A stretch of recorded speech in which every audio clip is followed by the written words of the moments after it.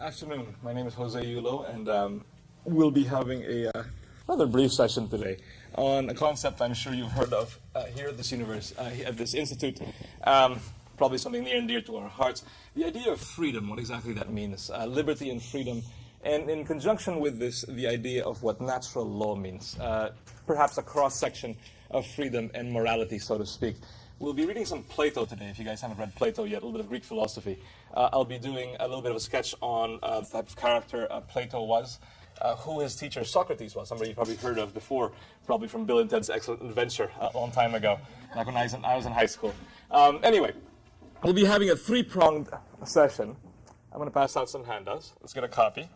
And when you receive your copy, please hold on to it, and we'll read the delineations together, so we're all on the same page, literally.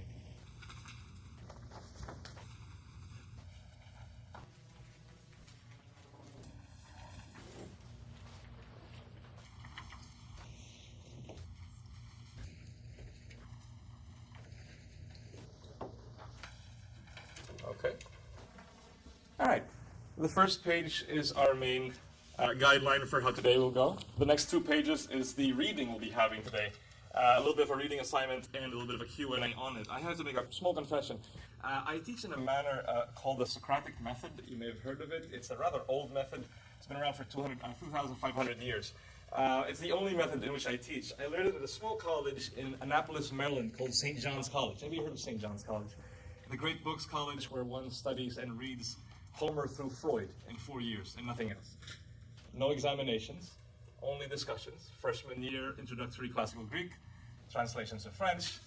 Senior year, essay defended in public, i.e. the university and the town of Annapolis, Maryland. The old medieval idea of what a university used to be. So I'm rather partial to this method. What does this mean for us here? It means that I'll be giving you a little lecture today, but there will be moments during the lecture where I'll be pausing and asking a question, through which I would like to learn, and hopefully I would love to learn, what you think of a certain topic, and perhaps bounce that question around a little bit to see where we get with that question. Okay? Let's look at our brief sketch. I entitled this lecture, The Philosophical Origins of Truth and Freedom. Rather meaty topics. We have an hour and a half or so. We'll do the best we can to cover those. I have 3 quotations, which we'll be taking in order, beginning actually from the second. I wrote these down chronologically, but we'll be beginning with the second and then progressing further. We have 3 main gradations for our presentation. The first is the introduction, some observations on freedom and natural law. The second, we'll be doing a historical sketch on classical Greece. And thirdly, we'll be doing a reading assignment on Plato's Republic. If that's all okay, we'll do a little startup with the idea of freedom. There was a movie that, I would say did gangbusters last March, a very, very popularly viewed movie. I saw it 2 times myself. Anybody watched the movie 300? Yeah, I did. That was sweet. Sweet.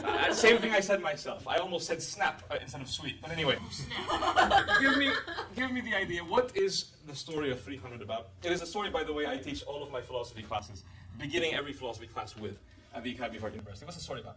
The Battle of Thermopylae. Thank you. Give me a synopsis of that, please. So the Persians are attempting to invade Greece. Thank you. Okay. And the heavily outnumbered Spartans tried to defend their city. Good. And the remain of Greece. And they fought. And since they were so outnumbered, they ended up losing, but Good. They win later. Thank you. What is the reason that the Persians want to conquer Greece? They want to be powerful. They want to conquer the world. Good reason. Okay. 10 years before the Battle of Thermopylae, yes? Who is the main bad guy in the movie? Who is the great Persian king? The great king. Xerxes the Great, correct? Yes. 10 years before Thermopylae, 490 BC. Xerxes' old man, his father, a guy called Darius, says to himself, these Greeks are the only people in the whole world who call themselves a word that nobody else uses. They call themselves free. How dare these small little people call themselves free? Don't they know that I'm the great king? Don't they know that I control an area from Arabia to northern Africa, where all of my subjects are my slaves? I will show these people that they are not free. Darius heads over and unfortunately runs across a bunch of Greeks called the Athenians at a place called Marathon, where we get the word marathon, used today in modern sports, of course. There, a force of around 30,000 Persians are defeated by around 8,000 or 9,000 Greeks, mostly Athenians. This is an insult to the Persian character. Why? Because for the first time in Darius' life, he knows what defeat means. He knows that he is not immortal, as he claims he is. 10 years later, his son, Xerxes, says, Dad was right, but he didn't do it the right way. To do it the right way, I need a bigger army, a much bigger army. Give me 300,000 soldiers. 10 times the amount my father had, from all over the empire. An army so large, as the movie says, it shakes the earth when it marches.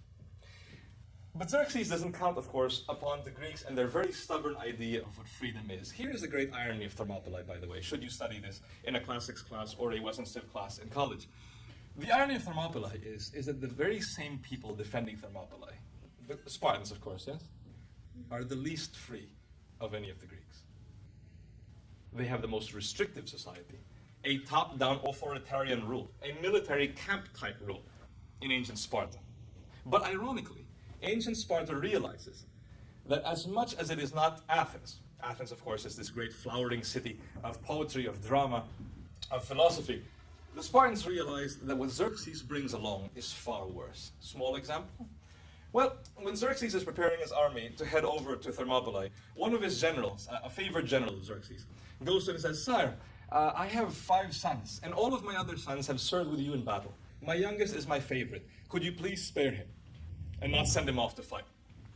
Xerxes says, I'll tell you what, General. Just because I'm in a good mood today, I'll make a deal with you. I'll share your son with you, okay? He won't go off to fight. The general says, thank you, sire. I'm your servant forever. Xerxes then has his chief executioner split the general's son by axe from top of the head to groin. Both sides of his body put on a pike. And between those pikes, marched Xerxes' army off towards Greece. Moral of the story. In Persia, you could be a very wealthy person. You could be a general. But at the end of the day, you were a slave. It didn't matter how wealthy you were. At the end of the day, what your will was subject to what the king wanted. And you bowed down to the great king. Now, what are the Greeks, of course, fighting over? This idea of freedom. Really quickly, what do we think this word to mean? Freedom. I discovered freedom philosophically, if I can remember it, and pinpoint the exact moment. I believe I discovered freedom when I was a freshman in college at a dorm in Connecticut, and I heard a banging on my door at 3 in the morning, and someone, when I opened the door, collapsed on my hallway, completely drunk. Before he collapsed, this person said, I'm so happy, I'm so free. I thought to myself, wonderful idea. What does this freedom mean? Anyway, aside from, of course, imbibing too much Johnny Black, what does freedom entail? Please. Ability to make the choices that you want when you want. Good, okay. Yeah. The ability to make choices, okay, good. Let me point out something really quickly. Often in the modern lexicon, we look at this word freedom, and we associate it with, ironically, only one of its main qualities. Freedom has a couple of qualities which are quite important to bear in mind. The first, of course, of freedom is its value of freedom being in itself. What I mean by this? There's a couple of prepositions from grammar, of course, that deal with freedom. The first and most common pertaining to freedom in itself is the preposition from. When we usually understand freedom, we usually think of freedom to mean freedom from something. Some sort of oppression, some sort of onerous burden, some sort of binding that we now finally, freshman year in college, break from and go to the local quad, the local keg, Thursday night, not Friday, and have a great time. Freedom from. Easily understood, yes, not obviously very difficult. We neglect, however, freedom's characteristic as a way. Now, to where, I'll explain a little bit later on. But freedom as a way directly deals with another preposition. And that is to. Now that you are free from something, what then do you choose to do with freedom? Life is not finished, yes? We don't suddenly freeze into a static field, unable to move, paralyzed, once we are enriched by the idea of freedom. We choose to use our freedom to certain ends. Now, this is not to say that freedom is merely a means. Obviously, freedom is good in itself. Being free from oppression is a pretty good thing. I'm from the third world myself. I grew up born and raised in Manila in the Philippines, a society in which, at various points in Philippine history, if one said something on the street, particularly nasty about the ruling party or ruling body, one had a particular danger or perhaps had a chance of disappearing. Very big burden over freedom of speech. In this society, of course, you have a very different analogy. In this society, you can say pretty much what you want. Oftentimes, many people say whatever they want without regard for any sort of boundaries. Of course, this is guaranteed to you by your constitution. But freedom to do what? When we examine freedom to, we discover that one of the ancient meanings of freedom, particularly the one associated to the Greeks, who we've been discussing so far with regards to Thermopylae, ironically is a very different sort of freedom we understand today, from the one we understand today. Greek freedom, ironically, is limited freedom. Limited by what? Here is where the Greeks show their particular genius. Limited by what? The Greeks did not believe that freedom should be limited by a king. Freedom should not be limited by an overpowerful government. No. The Greeks believed that freedom should be something that was regulated from within. The idea that I know as a person, as a rational human being, as a free human being, that although I have a plethora of choices from which to choose in my life with my free will, certain choices are better than others, and certain are not. Some choices, when they are taken, do not lead to a very, very good outcomes. Some choices, if taken, may in the initial phase of the choice be a bit difficult, but carried to its end, might serve me better off in the long run. Small question, doesn't this seem like or sound like an oxymoron? A paradox. Limited freedom. Doesn't this sound a bit strange? If I was to go to the city where I work in San Francisco, and I tell students who are very new to philosophy class that true freedom is limited freedom, looks of incredulity will come across their face. How can you have limited freedom? How does it make sense? Anyone on this? Does this strike you as particularly strange? Please. As Victor said before, that freedom is to do what you want when you want. Right. But sometimes what you want to do is, say, murder. Okay. Or burglary or something. Right. And then a limited freedom will limit you from, if I'm correct in thinking this, that a limited freedom is a freedom where you can do what you want as long as it's not hurtful to others. Okay. Point. 1, 2. Yes. So I think you have freedom to choose anything you want, but you need to have ability to take responsibility. So you have only freedom in your ability to take that responsibility. The ability to take on the responsibility is the freedom that you have, nothing past that.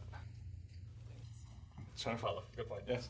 Or you have the choice to do whatever you want, but then you have to pay the consequences of what you do. Are there always consequences for what you do? Yeah, right. Are there? Sure. I could go either way. Sell me on the idea. I'm leaning towards yes. Why? Because philosophically speaking, we never perform actions in a vacuum. Yes. We are not existing in a vacuum. You could even make a case that if we were in a vacuum, it would not be a vacuum. Because we would be in it. Yes. You can do anything you want, but by doing one thing, you give up being able to do something else. Give up? In what way? That you can't do two things at once or be two laws of physics. But one can talk and chew gum at the same time. Yes, but you couldn't be singing and eating or... Good point. You know what I mean. All right, okay. What are things, I'm sorry, your name again? Cat. Cat. The idea of a crime, like you mentioned, murder, yes? If we were free, why are we not free to do this action? To murder somebody? Sure. Aside from the law saying that if you do this, you'll get thrown in jail, you go to San Quentin, someplace horrible. Why aren't you allowed to do it? Why aren't you free to do it? Because it's against the public good. What is it, public good? Having natural rights of life, liberty, and property. So you'd be denying the first and foremost one. Yeah, okay, good point, yes. You're taking someone else's freedom. And that would be... Well, if you're murdering somebody, Right. you know, taking their right or freedom to live. Right. But if you are completely free, what is exactly wrong with that? Well, that's why it's limited freedom. I get you. Okay, yes. Well, I think that the Greeks were getting at that freedom was really the freedom to be moral, or to make moral choices. Explain. Because, for example, certainly if you were completely free to take any action you wanted, to Sure. steal, lie, kill, then that would be, in a sense, no inhibitions on your actions. But you would think intuitively that that's wrong somehow. How That's intuitively? okay. From what? I think from... I would agree with you, I would From agree. what, yeah, it's certainly good to ask why, but some extent from what you've brought up to believe from others. Nature versus nurture argument? Yeah, I mean, it's certainly. I think you could say that as a species we've evolved to have certain preconceptions against killing other members of our species. Good point, but that would imply that at some point in our evolution we didn't have these preconceptions. Yes, that's probably true. Familiar with the Code of Hammurabi? Not entirely. Ancient Babylonian text, yes. Very first code of laws set out by a Babylonian king called Hammurabi. About, if I'm not mistaken, we're talking about 3,500 years ago. He was the eye for an eye guy. But right? the evolutionary The original eye for an eye guy. on an evolutionary stage, it would have to be far further back than that to actually see a stage when we. How far back are we talking? Probably before we're actually the human species. I mean, I think it's been hardwired in our brain for a long time to have certain preconceptions. Hardwired by what? I mean, then you can take a question of how Good our point. brains work. Good point, yes. Count by daddy, you count by Randy Wilson. Exactly what I was going to say. That. Okay. Some they put on a different species. Like a lion has to kill and eat other animals, and that's what it must do, and that for it is good. And let's say there's another lion eating the same. It may be necessary, Yeah. but could we technically say that for the lion it is good? Yeah, I'd say it would be good for the lion. What good are we talking about? Good benefit good? Full stomach good? Benefit good, and I don't know, lines up morals per se, but That's where I'm trying to get to. Okay, good point. Anybody else on this? Hannibal, go. Okay. Well, I've actually read Lewis before, and he talked about, I think it's called the Tao, where it's an absolute kind of set of standards that is a clear right and wrong. And I don't remember how exactly he explained it. I don't know if you can go into it, but it's. I shall. Good point. Thank you very much. Moral norms. Let's look at, actually, in our handout, the middle quotation we have. Some of you going to please read this. It's very short. The middle one in the italics. Please. A free will and a will subject to moral laws are one and the same. Good. Immanuel Kant, yes? A German philosopher, 1724 to 1804.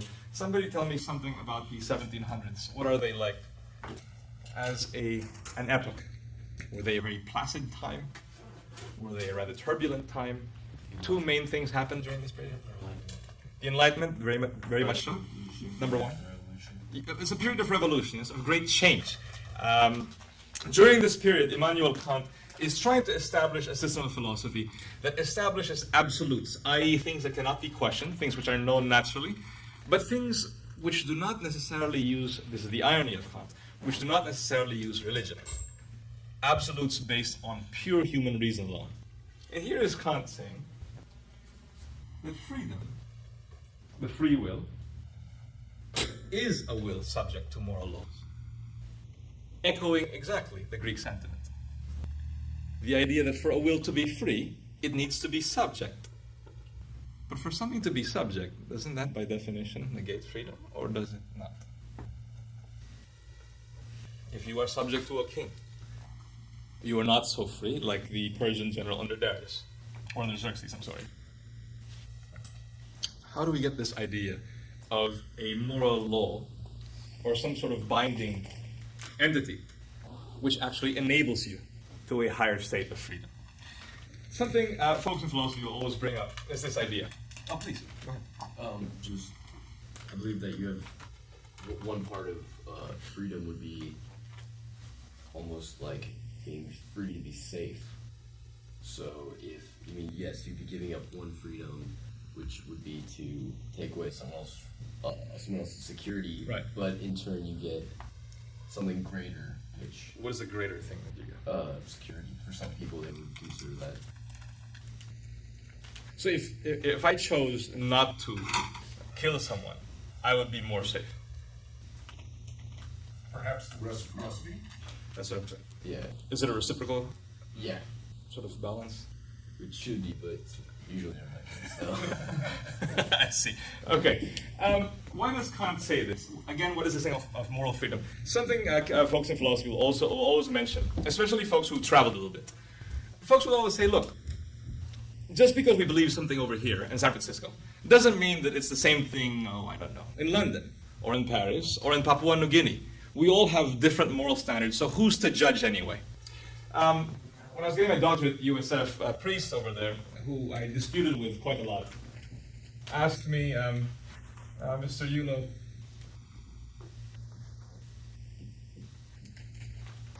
could you please give me the response to this query? In Greek, krinein, semicolon is a question mark in ancient Greek, which I translated to, yes, is, Father, it means who are we to judge? Implication. Because we have so many different moral standards, we can't judge. Because something which is right here may not be right some other place in the world. To which the natural response to this question is very simple. There are many civilizations on the face of the earth, yes, obviously. Throughout human history, we've had thousands, tens of thousands. But, and perhaps, following along this line, we have different levels of moral standards of all these civilizations. Name one civilization without moral standards. There are none. In fact, if one makes a case that there are no moral standards, it's not a far jump to say it's wrong to have a moral standard. Well, how can you say that? Because once you say it's wrong, you are using a moral standard. We all have different types of food, yes? Thai food, Cantonese food, Basque food, Filipino food I'm very fond of. Sometimes English food. I like roast beef and Yorkshire pudding sometimes. But yet, food is all good for all of us. Different tastes, fine. Different takes.